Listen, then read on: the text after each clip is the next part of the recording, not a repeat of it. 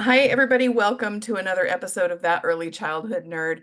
I'm Heather Bernt-Santy, and on the show today is Dr. Lori Desautels. Sorry, I just asked you how to say your name. That's I found okay. it out, and then I doubted Mhm. myself. Lori Desautels. Thank you. Welcome to the show, Lori. Heather, thank Um, you for having me. yeah. So tell folks about yourself and your work, and then we're going to talk about a book you wrote. Well, thank you so much. And actually, it's appropriate that we're talking about early childhood because I'm in Phoenix doing this podcast. So there'll be some noises in the background. Miles, our 14-month-old, my 14-month-old grandson may be crawling in here. Um, but yeah, I am a former special education teacher. And I worked with children with the classification of emotionally disturbed or sometimes behavior disordered. Also, children that just had a variety of labels in the early 90s. And then I'm also a former school counselor, and I worked at Methodist Hospital in Indianapolis on the adolescent psychiatric unit as we were helping families with their adolescents to integrate back into the classroom setting after um, one of their teens had been hospitalized for anxiety or just some type of a challenging emotional mental Mhm. um, time in their lives. Wow. Well, thank you for all of that work. Yeah, That's yeah. that's really intense, and we need the right folks in Mhm. there doing that kind of work. So you wrote a book called Connections Over Compliance: Rewiring Our Perceptions of Discipline.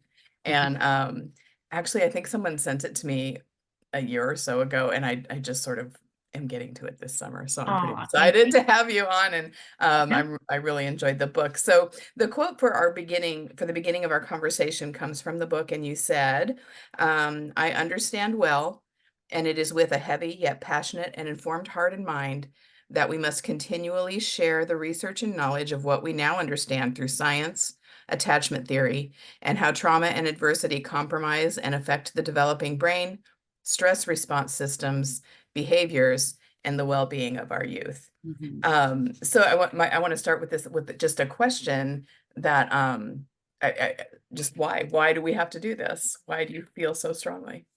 Well, I just have to take a deep breath and answer succinct. Succinctly. Yes, thank you. um, but what I have learned through my work at the university, because now I'm teaching at Butler and also I was at Marion and really working inside the schools every week. And that's where I am 2 mornings or 2 afternoons a week. We now understand that so many of our children and adolescents and adults, but because the nervous system is still developing through young adulthood, Mhm, are carrying in layers of toxic stress. mhm, And when I talk about toxic stress, that type of stress is produces stress behaviors. And so traditional discipline in the ways, the ways that we have, kicked out, referred out, timed out, isolated in some way, or we have lectured using words, those practices actually exacerbate the stress response systems in the body and they just produce more of what we call those negative behaviors. mhm, So, our children and youth that are carrying in stress behaviors need connection. They need to be felt and seen and heard through the conflict. And that's really tough. That's a tough one. mhm. Um, so, therefore, the title of the book, Connections Over Compliance, is really not just about those kids or this group. It's really about all of our students because we're all experiencing adversity and trauma at certain times in our developing years. And yeah, and Yeah. it's also about the adult nervous system Okay. as well. Yeah. So I just made some notes while you were writing. Yeah. Would you talk just a little bit about like, what do you mean by connection? What does that look like in a real school setting or in our, some of our listeners are in childcare settings? Yeah. Well, so, and I want to bring up, I'll talk about connection, but I also want to share that I was at St. Mary's Early Childhood Center with Diane Pike, the director, for 3 years, Oh, well. working in their classrooms and working with the staff and working with the students as Mhm. well. And attachment is the stickiest in these first few years of life. Uh-huh. So why connection is so important is that we are social beings. We're communal creatures. We're social creatures. We can't survive without each other. And it changes our biology when we are feeling seen and heard and felt. And you'll hear me say those when we are validated, when someone vibes with us, when someone gets us, that actually dampens down the stress response systems, and it actually produces that nice oxygenated glucose blood flow to the cortex where we do school and Mhm. where we do life, where we can problem solve, where we can be creative, we can have Yeah. strong working memory and sustained attention. Mhm.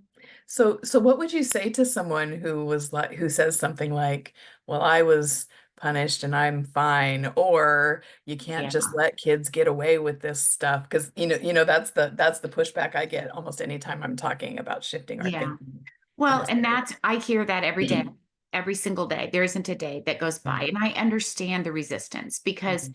most of us in early childhood or in K through 12, even in higher ed, we're not trained in our pre-service years or our graduate programs to understand. And to that comment, when I say, because that's actually on my website. What you just stated is one of the 6 misunderstandings of discipline. And when people share with me, come on, Lori, I got through it and I had so much trauma in my life and adversity. And what I want to share is that we now understand how traumatic experiences get under the skin and they change the way we experience the environment around us. Mhm. They change the way we experience other people, and they impact our social, emotional, mental, and physiological health. And so I say to my colleagues who are resisting this work, look at your discipline data, because if what you're working, if those discipline practices are working, then you should be seeing those behavioral challenges disappearing, and Yeah. you should begin to see a child who is thriving. Mhm. But what happens is we're back at it again an hour later, a day later, a week later. Yeah. And our discipline data actually shares a story in our schools. But Mhm. we aren't, and to be fair, we aren't often given the time as practitioners, because I think of educators as practitioners. Mhm. I don't think we're given the time to sit down with our colleagues and explore that data Yeah. and to brainstorm. That takes time Mhm. and space. Yeah. Yeah, we sure don't have a lot of time for some of this stuff, No, but not much. no, That's why it's so important that, people like you and your book are out there lighting fires so that we believe in it so much that we'll find the time or we'll fight absolutely. for the time instead of just saying, yeah, that's great in theory, but in real life it doesn't Absolutely. connect. And Hmm. I also teach at Ivy Tech Community College, so I work with some college students, and I feel like this is still really relevant. This is Oh, also really relevant with those folks. it absolutely is. I was in a workshop with other college instructors and talking about trauma, and um, one of the guys in the group, his issue was, well, what if it's not real trauma? What if they're just, it's like, who gets to decide? And maybe this is a question for you, like, who gets to decide what trauma is real or not? Well, and I appreciate his question. Mhm. And Dr. Gabor Mate says trauma is not necessarily what happens to us, but it's what happens inside of us. Mhm. And also, Dr. Peter Levine, recently I was reading some recent journal articles of his, and I loved how he shared it is a shock to the nervous system. It is a shock to our trauma can be defined as when sensory information is coming in too much, too fast, too soon, maybe too little, or for too long. Mhm. So, how we experience those adversarial events or even those ongoing experiences Mhm. is very unique to each nervous system, Yeah. for a variety of reasons that we certainly wouldn't have time to talk about today. But Yeah.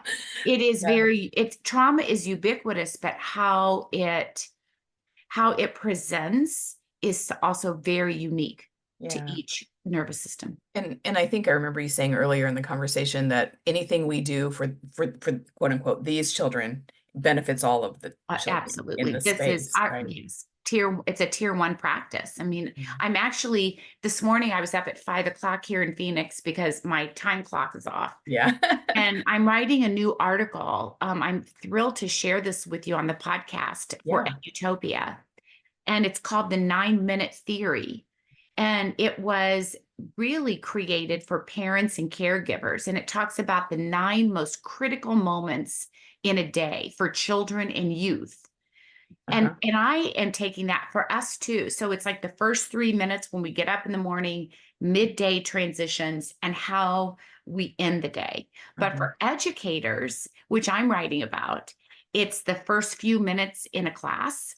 It's what do our procedures, transitional procedures, feel like to our students? Is there predictability in our buildings? Is there consistency? How do we provide those connections, in the middle of the day, Mhm. as we move through? And then how do we exit with our students? So for secondary students in middle and high school, first period class and last period class are going to be really important, Mhm. and to be very intentional. And this is true also for administrators. What do the first few minutes feel like to your staff? How do the adults in your building transition with students? And then how do we end the day in our buildings Yeah. supporting our staff? Yeah. Excuse me. Um, trying to decide which thing I want to ask when I Mhm. ask you next. I definitely made a note of the 6 misunderstandings and on your website, and I'm going to Yeah. include your website in the show notes for this episode so people can find you.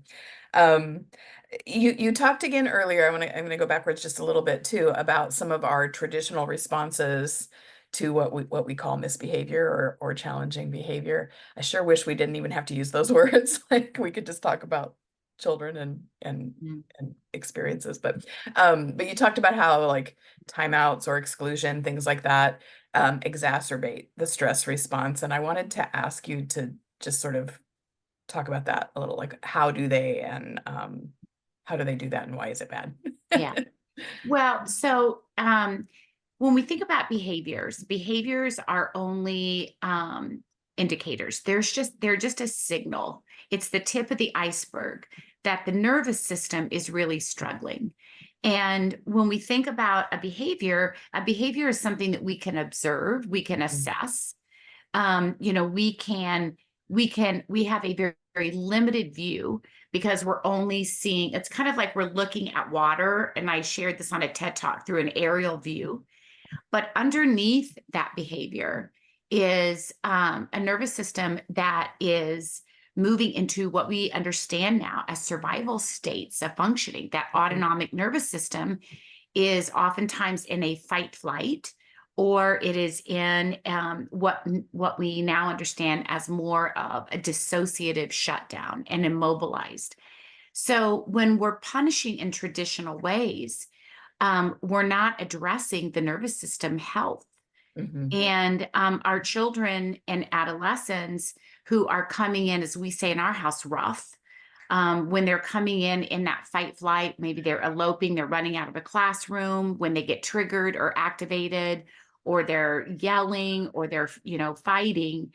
That is that's their nervous system is in a state of protection. Okay. And so when they feel threatened, when they feel something is unfamiliar, and they detect something that feels dangerous to their nervous system, all of that oxygen, blood flow is in this midbrain area. And I talk about that in the book.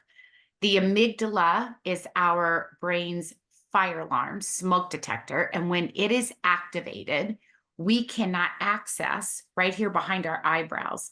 We can't access this cortex, meaning we can't reason, we can't be logical. No one can process stickers, consequences, rewards.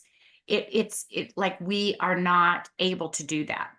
So when we think about when we think about discipline, we're not, and this is something I talk about when I travel everywhere, we're not negating consequences. We are helping our children and our adolescents to reach the cortex so they can repair.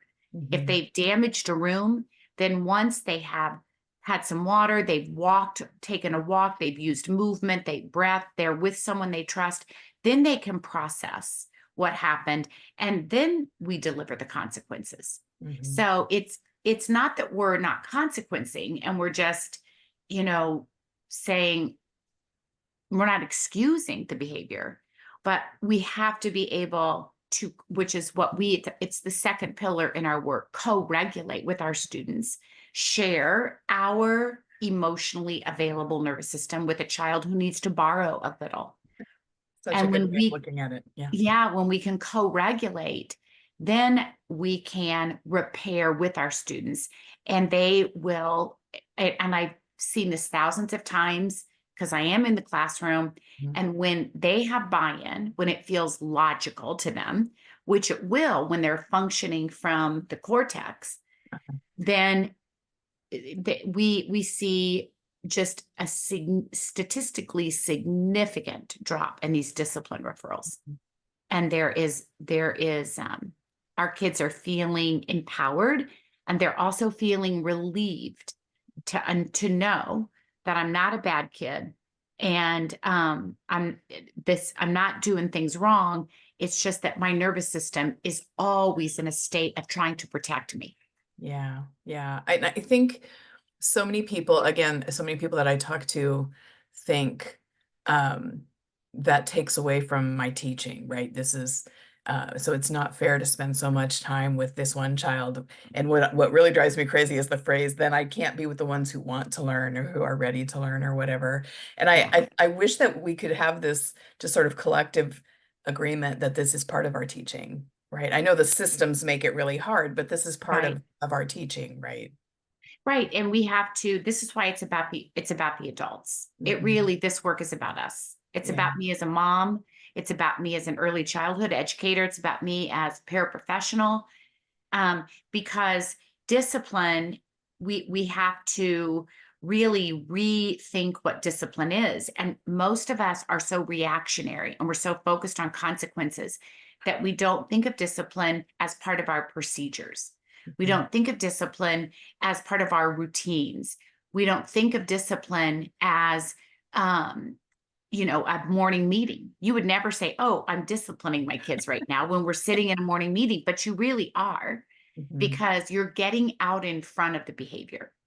And so when we can use our procedures like bell work, morning meeting, how we greet children, how we exit, how we transition, when those are intentionally created moments and there's adult awareness, then we will, like, that is a shift in, and that's the best use of time. There's a shift in feeling centered in our identity. Our kids feel heard and seen.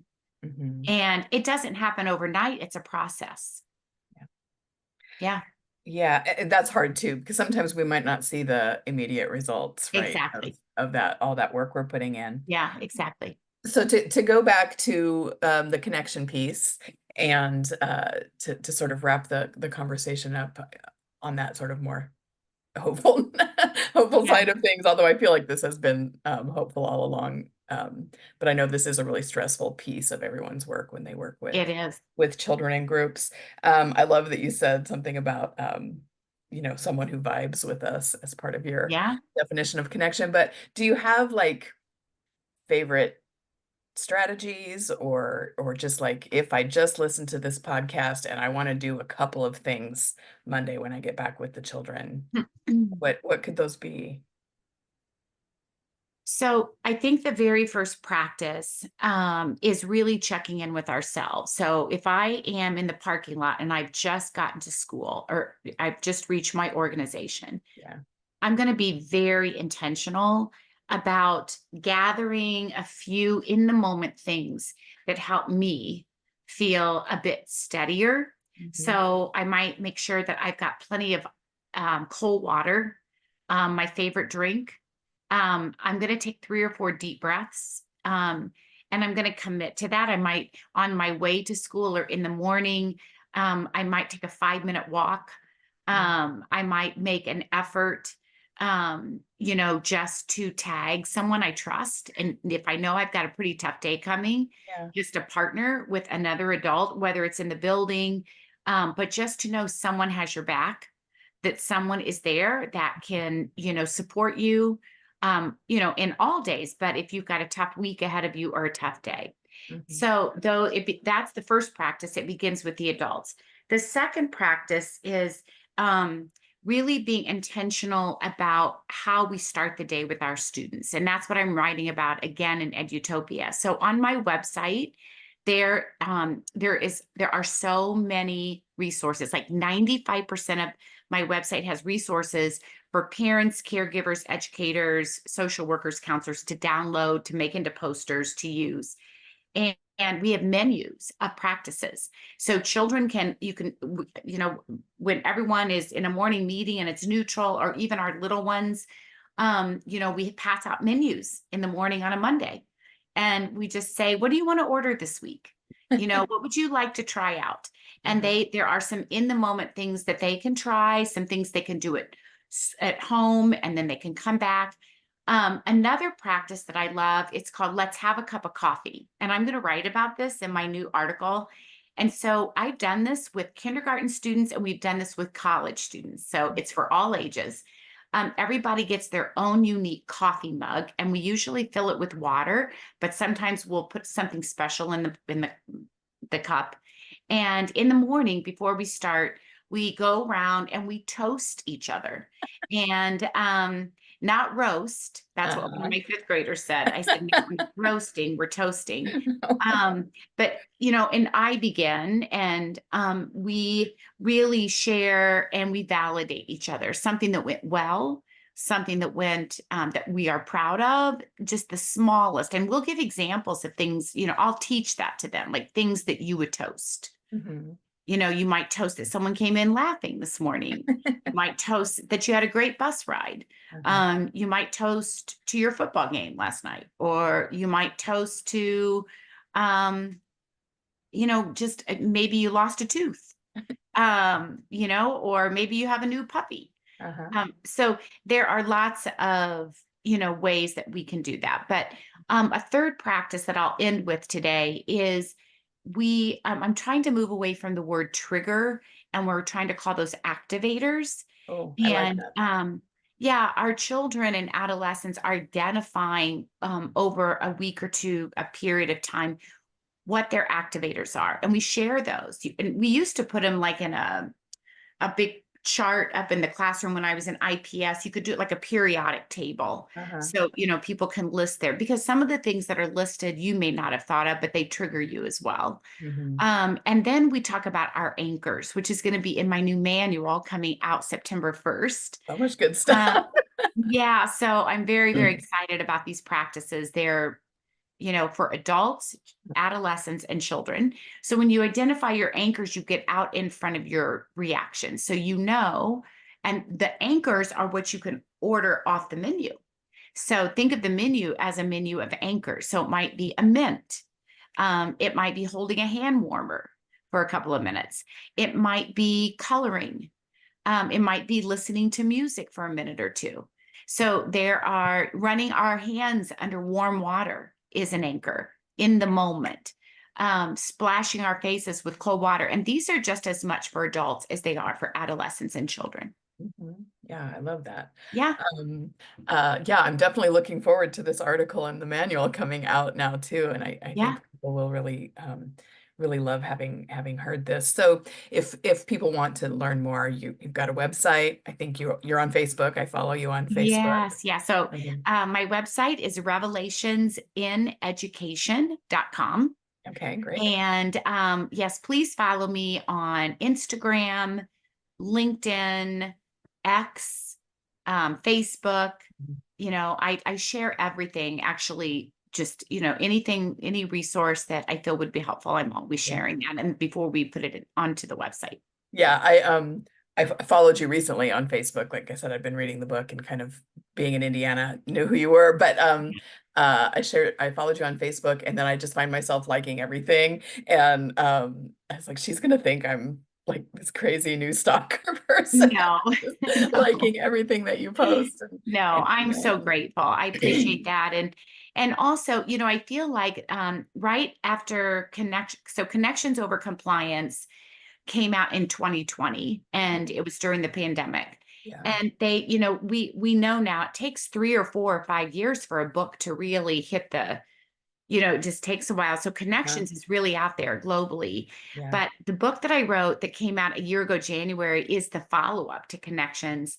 And it has all of the beautiful artwork that's on the website. That's the book Intentional Neuroplasticity is the name, and it's Oh, QR how did I coded. miss that? And it is amazing. But I feel like it's the middle child. I feel like, Connections, and then the manual was Manual. written so quickly over the last year.